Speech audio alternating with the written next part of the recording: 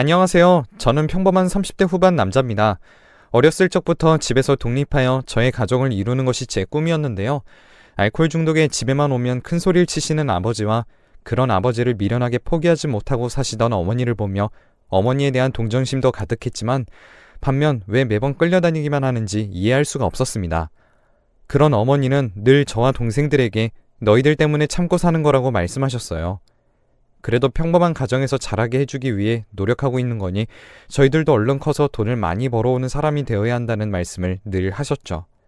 하지만 알코올에 중독되어 돈도 벌어오지 않는 아버지를 보며 애초에 저희 집이 정상적인 가정은 아니라고 느끼고 있었습니다. 어머니는 입에 풀칠만 겨우 할 정도로 돈을 벌어오셨고 그마저도 몸이 힘들면 일을 그만두시고 집에서 아버지와 다투시기 일쑤였어요.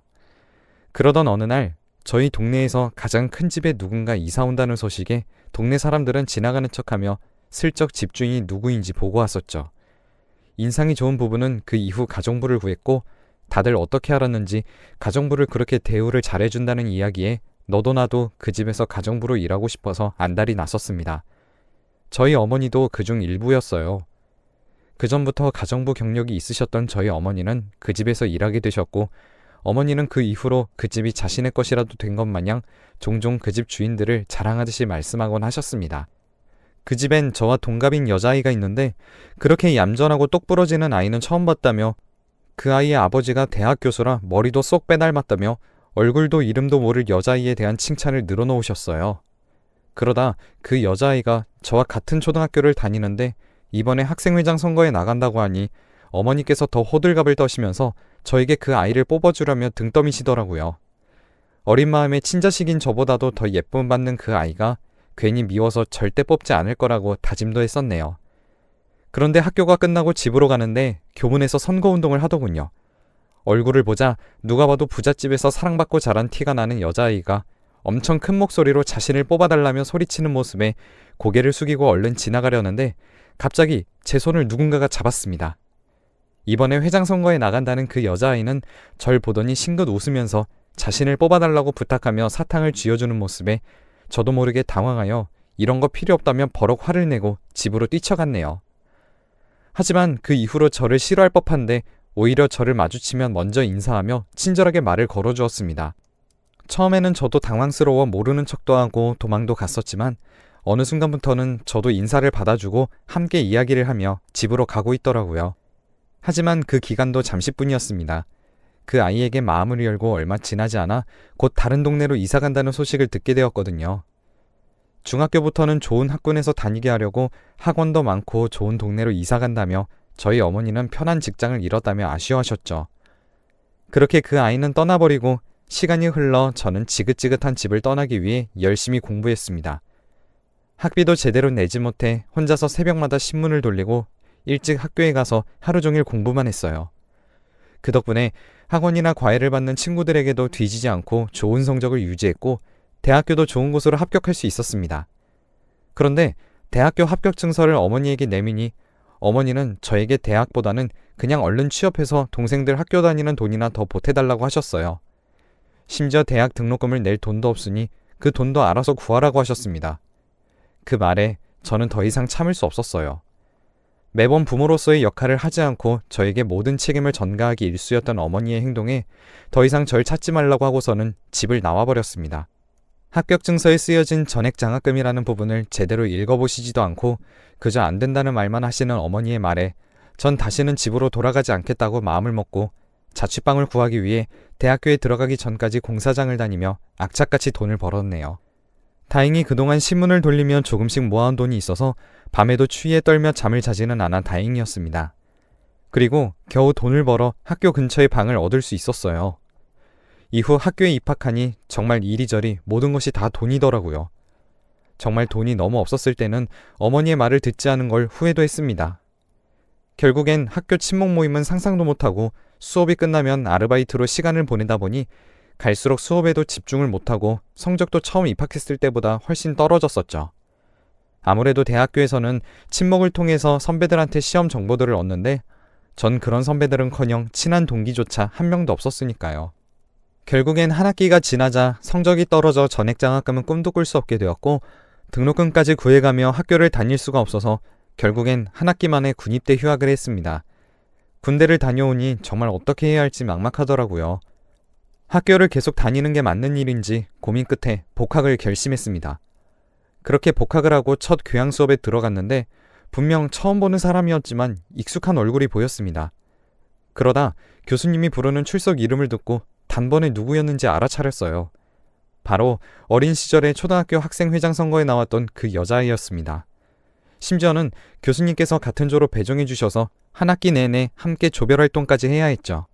먼저 아는 척을 해야 할지 고민하고 있던 찰나에 그녀가 먼저 절 알아보고 아는 체하며 저에게 말을 걸어왔습니다. 특유의 사교성 덕분에 조별과제를 함께하는 사람들과도 친해질 수 있었어요. 그 이후로도 가끔씩 시간이 맞으면 함께 밥도 먹고 하다 보니 갈수록 매력적인 그 아이의 모습에 저도 모르게 마음이 갔습니다. 그러다 결국 그 교양 수업이 끝나갈 무렵에는 제가 먼저 고백해서 연애를 시작하게 됐어요. 제 인생의 첫 연애라 서툰 점도 많았지만 절 이끌어주는 여자친구 덕분에 결혼까지 생각했습니다. 여자친구는 저보다 먼저 졸업하고 아버지가 따로 운영하시는 재단에서 일을 배우고 있었고 저도 졸업을 앞두고 있던 시점에 여자친구가 먼저 결혼 이야기를 꺼내주었어요. 저도 이 여자가 아니면 결혼을 상상도 못하겠더라고요. 나 너랑 결혼하고 싶어. 고등학교 졸업하자마자 독립해서 살고 있는 모습도 믿음직스럽게 느껴졌고 결혼한다면 너랑 하지 다른 사람이랑은 못할 것 같아. 절 믿어주는 여자친구의 말에 감동을 받았고 제가 더 잘하겠다는 말과 함께 결혼을 약속했습니다. 이후 결혼을 허락받기 위해 여자친구의 집으로 인사드리러 가야 했고 여자친구에게 언제가 괜찮을지 묻는 제 말에 어느 순간부터 여자친구는 대답을 피했고 부모님이 바쁘시다는 대답만 반복했습니다. 그리고 점점 연락도 잘 받지 않았고 약속 장소에도 말없이 나오지 않았죠. 한 번은 화가 나서 도대체 왜 그러냐고 따져 물으니 그제서야 여자친구는 부모님이 절 보고 싶어 하신다며 집으로 초대했습니다.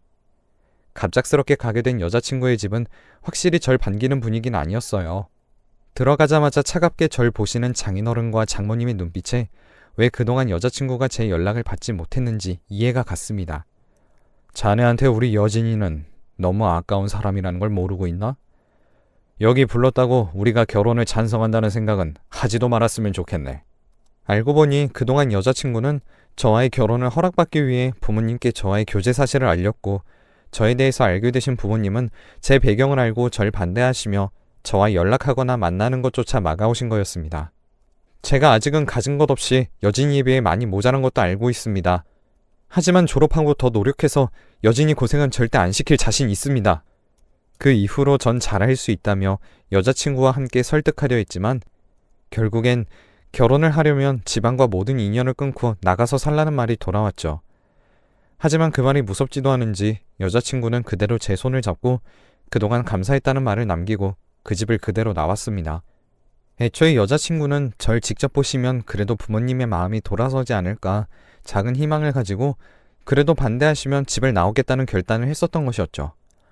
그 이후 아내는 그 궁전 같은 집을 나와 작은 투룸에서 결혼 생활을 시작했습니다.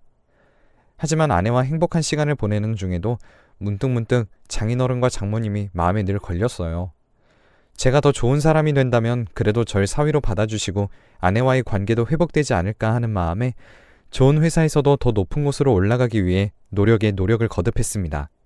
덕분에 결혼한 지 2년 만에 새로운 사업의 기반을 닦기 위해 동남아의 곳곳을 돌아다니며 시장을 조사하는 선발단에 들어가게 되었습니다.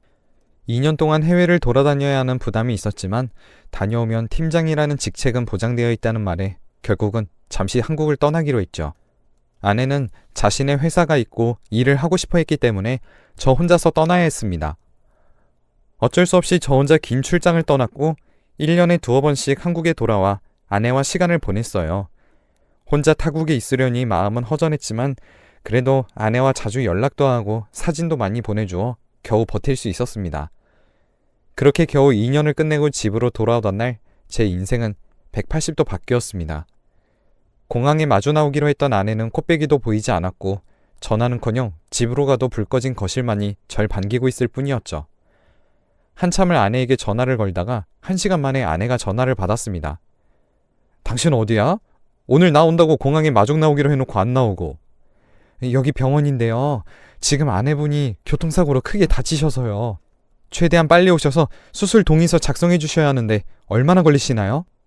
그 말을 듣자 다리에 힘이 풀리고 손이 덜덜 떨려서 어떻게 해야 할지도 모르겠고 그저 머릿속이 새하얗게 변해버리더라고요.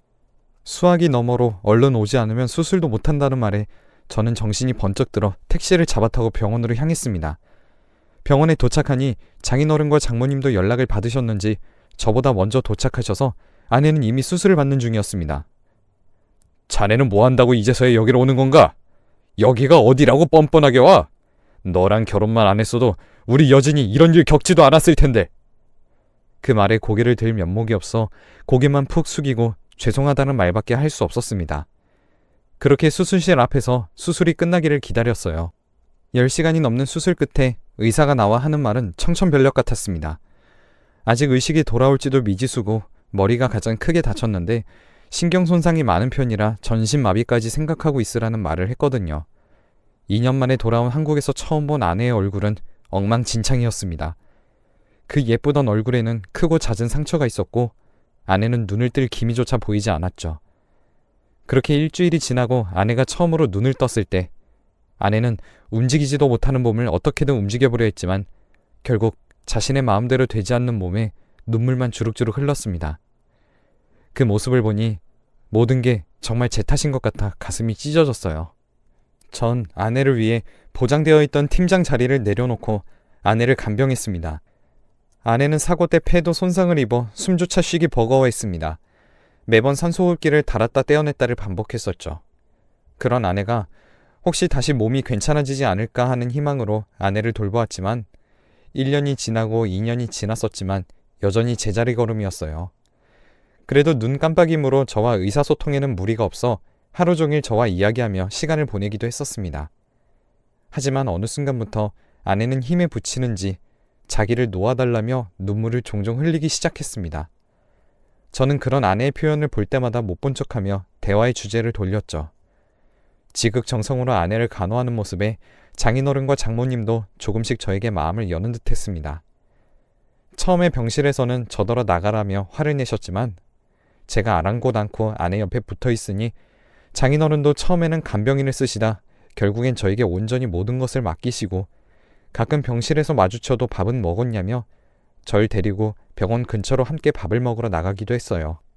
그렇게 또 5년이 흐르고 아내는 갈수록 의지를 잃어갔습니다. 장인어른도 그런 딸의 모습을 보는 게 마음이 아프셨는지 집으로 데려와서 직접 보살피고 싶다고 하셨죠. 전 이제 새 인생 살라면서 이제 아내를 포기하라고 하셨습니다.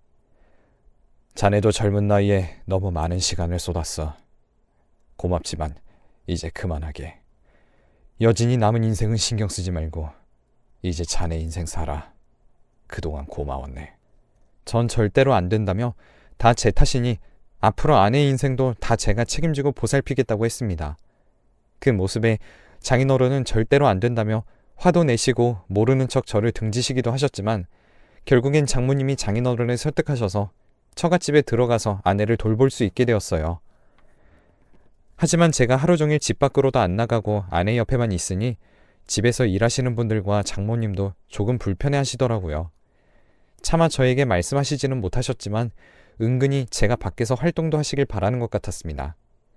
한 번은 장모님이 진지하게 이제 저도 회사도 나가고 제 인생을 다시 되찾았으면 좋겠다며 절 진심으로 걱정해 주시는 말에 저도 마음먹고 회사를 다시 다니기 시작했어요. 몇 년을 아내만 돌보다 회사를 다니니 회사에 있는 동안에도 아내의 생각을 떨칠 수가 없어서 근무 시간만 끝나면 바로 집으로 돌아왔었습니다. 그런데 어느 날 갑자기 회사 전체가 비상이 걸려 모두가 야근을 해야 했어요. 차마 모두가 고생하는데 뻔뻔하게 혼자 집에 갈 수는 없어 어쩔 수 없이 야근을 하고 장모님에게 미리 늦는다고 문자를 드렸습니다. 그런데 생각보다 일이 잘 해결되어 예상 시간보다 2시간이나 일찍 집으로 돌아갈 수 있었죠. 그런데 현관문 비밀번호를 치는데 집안이 소란스러운 것이 느껴졌습니다. 장인어른과 장모님은 얼마나 대화에 집중하신 건지 제가 현관문을 여는 소리도 못 들으시고 방에서 다투고 계셨어요. 그러게 내가 아들로 데려오자고 했잖아. 당신은 왜 쓸데없는 고집을 부려서 왜 일을 이 지경으로 만들어? 애가 똑똑하면 뭐해. 자기 잘났다고 마음대로 하다가 결국엔 도움은커녕 우리 발목만 붙잡고 있잖아. 처음부터 영 정이 안 갔어. 그래서 애가 저렇게 된 거라고는 생각 안 해? 평소에도 대화를 잘 안 하는데 결혼 이야기는 퍽이나? 대화가 잘 돼서 애가 자기 마음대로 한 거지. 애초에 당신 마음대로 애를 주무르려 한 것부터가 잘못된 거야. 이미 벌어진 일인데 이제 뭐 어떡할 거야? 저 몸뚱이라도 팔아서 돈이라도 챙겨야지. 안 그래? 처형이 한다는 그 병원이랑은 다 이야기 된 거지? 얼마나 준대? 신장이나 이런 건 얼마 안 쳐준다고 하지? 언제 데리러 온대? 일단 수술 날짜 잡히면 그날 바로 입원시키고 수술하기로 했어. 지금 제가 사라지면 남편이랍시고 있는 애가 가만히 있겠어? 없는 동안 수를 써서 한 번에 해결해야지. 곧 데리러 올 것 같아. 환자도 지금 위급한 상황이라 일주일 안에 수술해야겠다 하더라고. 그 말을 듣자 심장이 덜컥 내려앉았습니다. 무슨 이야기를 하는 건지 정확하게 이해할 수는 없었지만 대충 위험한 분위기인 건 알 수 있었어요. 전 아무것도 못 들은 척하면서 다시 문을 열고 닫으며 크게 인사했습니다. 그러자 방 안에 있던 장모님은 놀라서 방을 뛰쳐나와 절 반겨주시더라고요. 어색한 모습으로 절 챙겨주시는 모습에 그동안 이상한 점들을 깨달았습니다. 장모님은 점점 저와 아내를 떨어뜨려 놓는다는 느낌을 받기는 했지만 다 절 걱정해서 그런 거라 생각했는데 모든 것은 다 꿍꿍이가 있었던 겁니다. 그 이후로 전 다시 회사에 연차를 내고 회사에 출근하는 척 집 앞에서 장모님과 장인어른이 나오기만 기다렸어요. 하루 이틀을 기다리고 3일째 되던 날 집 앞에 커다란 봉고차가 섰습니다. 그리고 그 차에서 건장한 남자 둘이 내리더니 집 안으로 들어가 장모님과 장인어른과 함께 아내를 데리고 나와 차에 태웠습니다. 전 급하게 택시를 잡아타고 그 차를 쫓아갔어요. 한참을 따라가니 작은 병원 앞에서 멈추고 아내를 데리고 들어가더라고요. 전 아내를 따라 들어가니 일반 병동으로 가지 않고 공사 중인 병동으로 들어갔습니다. 그 안에 한 병실에 아내를 데려다 놓고 모두가 그곳을 떠났습니다. 전 그 사이에 병실로 들어가 아내를 흔들어 깨워 어떻게 된 일이라고 물었습니다. 제가 짐작하고 있는 내용을 물어보니 아내는 모든 걸 자포자기한 상태로 그렇다고 대답하더라고요. 아내는 눈만 깜빡이며 저를 쳐다보며 눈물을 흘리는 모습에 단숨에 아내를 안아 데리고 도망쳤습니다. 아내를 데리고 숨어있을 곳을 찾았지만 의료기기부터 해서 돈도 한두 푼이 드는 게 아니어서 함께 지낼 방까지 구하기는 역부족이었습니다. 결국엔 회사 기숙사에 말씀드려서 한동안은 기숙사에서 아내와 함께 일주일 동안 보냈어요. 장인어른과 장모님은 제가 사라진 걸 알고 아내마저 제가 데려갔다는 걸 눈치채셨는지 하루에 100통이 넘는 전화와 문자를 하셨습니다. 당장 아내를 데려오라며 경찰에 신고했다는 문자만 이미 수십 통이 쌓여 있었죠. 그런 제 전화기를 보던 아내는 저에게 다시 한번 이제 모든 걸 그만하고 싶다는 듯 이제 그만 자신을 놓아달라고 하더라고요. 아내를 놓아주는 건 생각만으로도 너무 고통스러웠지만 아내가 고통스러워하는데 제 고집만으로 아내를 힘들게 할 수는 없었습니다. 결국 전 아내를 놓아주기로 하고 아내를 놓아주기로 한 마지막 날, 마지막으로 함께 바다를 보고 병원으로 돌아와 드디어 산소호흡기를 뗐습니다. 그 후 조용히 아내의 장례식을 치렀어요. 장인어른과 장모님께 그래도 장례식은 알려야 할 것 같아 주소를 찍어보냈지만 문자로 욕짓거리만 할 뿐 장례식장에는 얼굴을 보이지 않더라고요.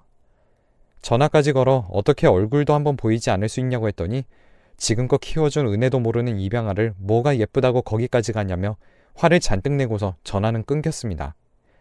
나중에 알고 보니 장모님이 불임이셨고 결국 제 아내를 입양했다고 해요. 처음엔 아들을 입양하려고 했는데 입양하러 간 곳에서 장모님이 아내가 너무 똑똑하고 예뻐서 결국엔 고민 끝에 여자로 입양했다고 합니다.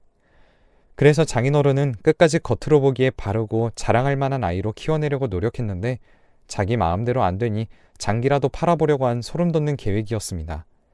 경찰에 신고하려고 했지만 결정적인 증거가 없어서 무산되어 버렸어요. 뒤늦게 장모님이 연락이 와서 자기도 그때는 정신이 어떻게 됐었다며 그래도 30년을 넘게 자기 자식으로 살아온 아이에게 몹쓸 짓을 했다고 아내가 있는 곳을 알려달라고 하셔서 알려드렸습니다. 장모님은 그래도 아내에게 조금의 애정이 남아있으셨던 것 같네요. 아내를 보낸 후로 다시 제 일상으로 돌아오기까지 너무 힘들었지만 그래도 마음을 다잡고 아내의 몫까지 열심히 살아가려고 하는 중이에요. 가끔씩 마음이 적적할 때마다 아내를 보러 다녀오곤 합니다. 그러다 장모님도 한번 마주치기도 했네요. 장모님도 못내 마음에 걸리셨는지 종종 납골당에 와서 아내를 보고 미안하다고 사과하고 가신다고 하더라고요.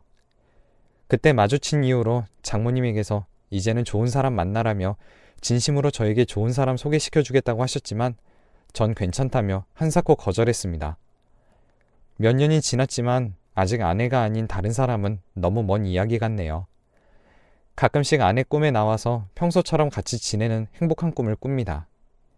그런데 눈을 뜨면 꿈이라는 것을 알게 되고 전 그 자리에서 펑펑 울어요. 아직 아내가 많이 보고 싶고 그립습니다.